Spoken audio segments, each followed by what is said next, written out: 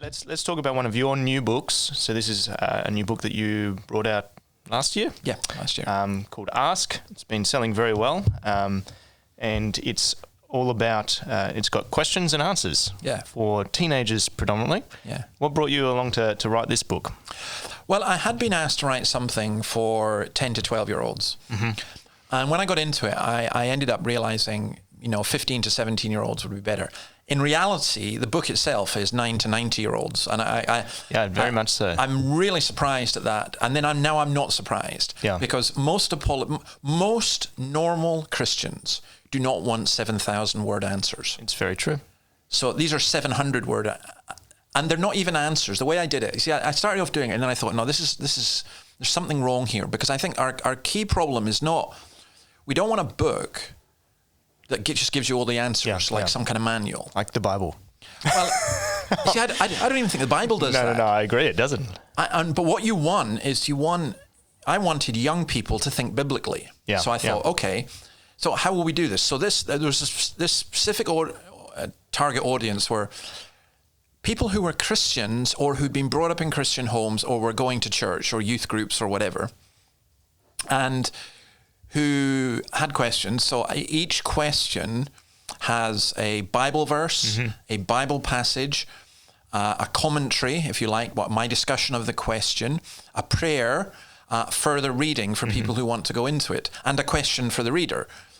And there's 52 of them, so you're a smart Australian, so you've worked out that's one youth group per week.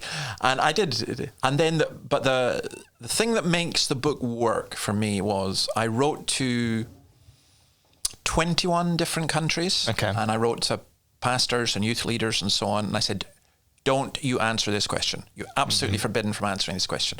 I want you to go to your young people and ask them to write me with questions, or they can give them to you. But I said, don't filter them. And there's only one question in there that was from a youth pastor, which I let go, but the rest are all absolutely genuine questions. And it's funny because they're, every continent, 21 countries, and it was so fascinating. I mean, got hundreds of questions. Every continent asked some things, and some I thought that every continent would ask, and they didn't. And so every question in there is genuine. And there are some questions that are not there, and people say, well, why are they not there? So, well, they weren't asked. It's as simple as that. Right. So and my publisher, Christian Focus, they took a bit of a risk, because a kind of devotional, biblical, apologetic book, that's not, how's that going to work? But they did me a huge favor. I loved the cover, because that's actually the designer's hand, and it, pink and blue. And initially, Christian Focus said, "Don't do pink and blue," and the designer said, "No, pink and blue's really in." And I said, "Yeah, no, leave it pink and blue, because it's all about identity anyway." Right. And every continent asked about. It's interesting. Every single continent asked about transgender. Every single one. Only the Western countries asked about suffering. Huh. Isn't that amazing?